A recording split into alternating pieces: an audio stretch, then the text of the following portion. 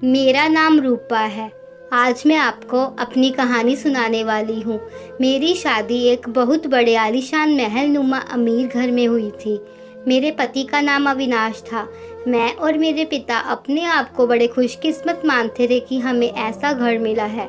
सभी रिश्तेदार भी कह रहे थे कि रूपा के तो भाग खुल गए, किस्मत वाली है। हम लोग उनके मुकाबले कुछ भी नहीं थे। पिताजी के पुराने परिचित होने की वजह से मेरी शादी उस घर में हो गई थी। मेरी शादी बहुत धूमधाम से की गई। मेरे पिता से जितना हो सकता था उन्होंने शादी में इंतज़ाम किया। शादी की सभी रस्में बहुत अच्छे से संपन्न हुई। जब मेरा गृह प्रवेश हुआ तब मैंने पहली बार आलीशान महल नुमा घर को देखा। मेरे ससुर के 4 भाई, उनकी बीवियां, बेटे बहू उसी घर में रहते थे।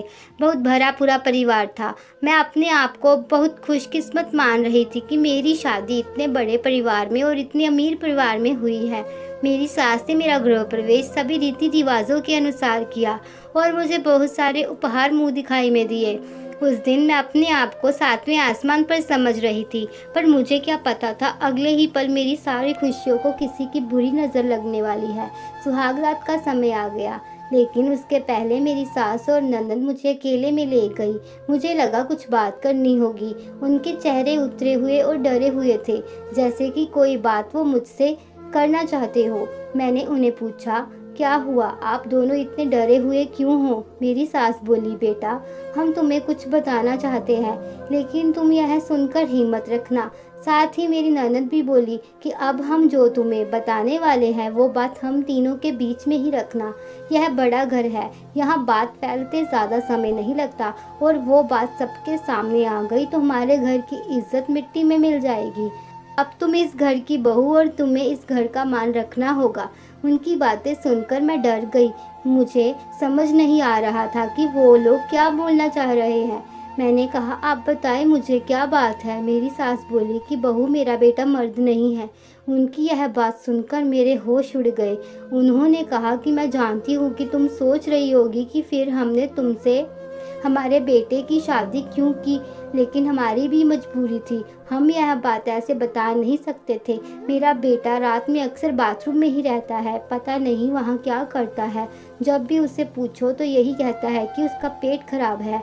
कमरे में जाने के पहले अपने पति के लिए यह बातें सुनकर मुझे समझ नहीं आ रहा था कि मैं क्या करूँ। मेरी ननद कहती है कि तुम उससे बात करना, थोड़ा समय उसके साथ बिताओ, अगर कुछ हो सकता है तो हम ज़रूर करेंगे। हम तुम्हारे साथ हैं, तुम्हें अकेला नहीं छोड़ेंगे। सुहागरात वाली रात। यह सब सुनकर मैं अपने कमरे में जा रही थी। मुझे अब डर लगने लगा था। मैं कमरे में यही सब सोच रही थी कि तभी मेरे पति अविनाश कमरे में आए और कमरे का दरवाज़ा बंद किया। वो दरवाजे से ही पेट पर हाथ लगाते हुए आए, बिस्तर पर मेरी तरफ पीट करके बैठे और बोले कि उनका पेट खराब है, और कुछ ही सेकंड में वो उठकर बाथरूम में चले गए। बिल्कुल वैसा ही हुआ जैसा कि मेरी सास ने मुझसे कहा था। वो करीब 2 घंटे तक बाथरूम में ही रहे। मैं बाहर चुपचाप अपने बिस्तर पर बैठी रही। उस रात मैं अपने आप को सबसे ज़्यादा बदकिस्मत दुल्हन मान रही थी। मैं बार बार अपने आप से यही प्रश्न कर रही थी कि आखिर मेरे ही साथ ऐसा क्यों हुआ? मेरी क्या गलती थी? मैंने किसी का क्या बिगाड़ा था? उन्होंने मेरे पिता से झूठ क्यों बोला? मेरी शादी अविनाश से क्यों करवाई गई थी? सोचते सोचते मैं बिस्तर पर लेट गई। करीब 2 घंटे बाद वो बाथरूम से निकले। मेरा अब उनसे बात करने का मन ही नहीं था। वो भी चुपचाप अपने बिस्तर की साइड पर जाकर सो गए। सुबह मैं जल्दी उठी और बाथरूम में गई। बाथरूम में जैसे ही गई मेरे होश उड़ गए, क्योंकि बाथरूम में लड़की के कपड़े, लड़की की साड़ी, नई नाइटी थी, साथ ही मेकअप का सामान पड़ा हुआ था। यह सब क्या था? मुझे कुछ समझ नहीं आ रहा था। एक ऐसे इंसान से मेरी शादी क्यों करवा दी थी? सुबह मेरी सास और ननद ने मुझसे पूछा, क्या हुआ बेटी? रात में मैंने कहा वही जो आपने बताया था। यह कहकर मैं रोने लगी। मेरी ननद ने कहा, माँ, मैं कह रही थी ऐसे किसी लड़की की ज़िंदगी खराब मत करो, लेकिन तुम सभी ने मेरी बात नहीं मानी। अब भी यह क्या ऐसे ही घुट घुट कर यहाँ रहेगी? मेरी सास बोली कि बेटा, तू जो भी फैसला लेगी हम तेरे साथ हैं, लेकिन तुझे यह वचन देना होगा कि यह राज तेरे मुंह से नहीं निकलेगा। अगली रात फिर वो कमरे में आए। मुझे अब उनकी तरफ देखने का भी मन नहीं हो रहा था। मैं चुपचाप अपना बिस्तर करके अपनी साइड पर सो गई, क्योंकि अब बात करने को रखा क्या था। उन्होंने भी अभी तक कुछ बात नहीं की थी, उसकी वजह भी मैं जानती थी। थोड़ी देर वो बिस्तर पर बैठे रहे और फिर उठकर वो बाथरूम में चले गए। मैं समझ गई थी कि वो क्या करने गए हैं। थोड़ी देर बाद बाथरूम से चीज़ें गिरने की आवाज़ आने लगी। थोड़ी देर बाद आवाज़ रुकी और इस बार वो जल्दी ही बाथरूम से बाहर आ गए और आकर बिस्तर पर सो गए। हमारे बीच कोई बात नहीं हुई उस रात भी। मैं यही सोच रही थी कि अब मैं क्या करूं। खुद की किस्मत को कोसते कोसते कब मेरी आंख लग गई मुझे पता ही नहीं चला।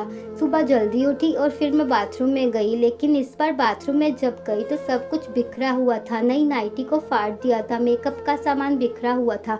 बाथरूम में कचरे में एक कागज़ भी था जिस पर लिखा था टू माई ब्यूटीफुल वाइफ। मेरे मन में अब शक हुआ कि कहीं यह सामान और कपड़े मेरे लिए तो इन्होंने नहीं रखे। लेकिन फिर मैंने सोचा कि मेरी सास और ननद मुझसे झूठ क्यों बोलेगी। सुबह मेरी सास और ननद फिर मुझसे सहानुभूति जता रही थी। मुझे उनकी बातों से लगा कि वो चाहती है कि मैं अविनाश को छोड़कर इस घर से चली जाऊं। मुझे अब मेरी सास और ननद पर शक हुआ। मैंने घर की पुरानी नौकरानी से बात की। मैंने बातों बातों में उससे पूछा कि अविनाश कैसे है। वो बोली वह बहुत सीधे है और बहुत अच्छे है। आप बहुत खुशकिस्मत हो छोटी बहू कि आपको अविनाश जैसे इंसान पति के रूप में मिले हैं। वह एक बहुत ही अच्छे इंसान और बेटे हैं और मुझे पूरा विश्वास है छोटी बहू कि वह एक बहुत ही अच्छे पति और पिता भी साबित होंगे। बातों बातों में उसने बताया कि उनकी माँ और बहन तो चाहती थी कि उनकी शादी उनके बहन के पति के रिश्तेदार से हो।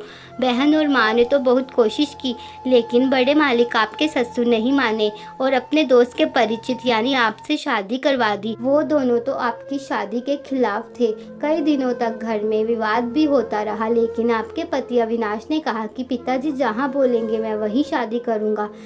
मुझे अब पता चल गया था कि मेरी सास और ननद मुझे क्यों भगाना चाहते थे।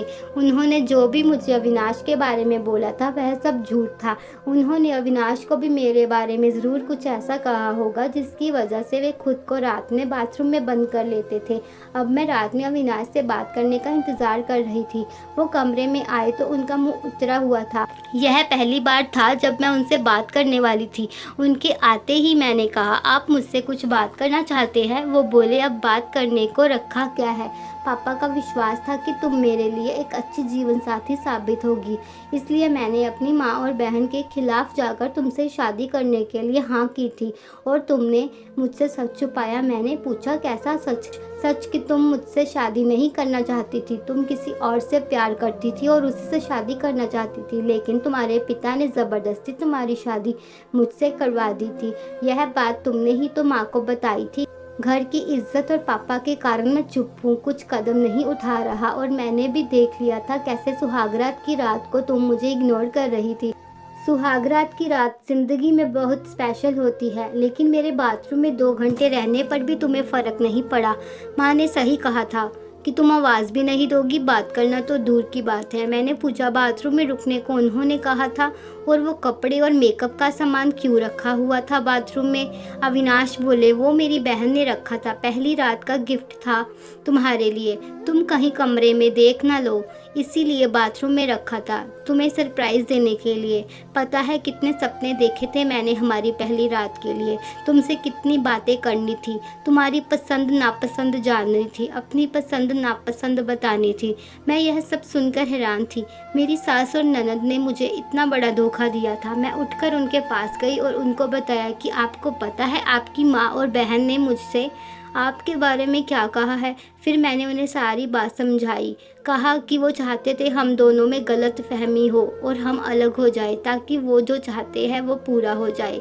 उन्हें अपनी माँ और बहन पर बहुत गुस्सा आया, लेकिन मैंने कहा नहीं, अब हम इस बात को यही ख़त्म करेंगे और किसी को कुछ नहीं कहेंगे। उस रात मेरी सारी परेशानी और गलत फहमी दूर हो गई थी। वो मेरी सही मायने में सुहागरात थी। अगली सुबह मेरी सास और ननद ने मुझसे पूछा कि मेरा क्या फ़ैसला है, मैं क्या करने वाली हूँ। मैंने कहा कि मैं आप दोनों को माफ़ करके एक नई शुरुआत करना चाहती हूँ। आपको मुझसे कोई शिकायत नहीं होगी। मैं एक बहुत अच्छी बहू बनकर दिखाऊंगी। मेरे चेहरे पर मुस्कान देखकर उनके चेहरे उतर गए। मेरी ननद तो उसी दिन अपने घर चली गई।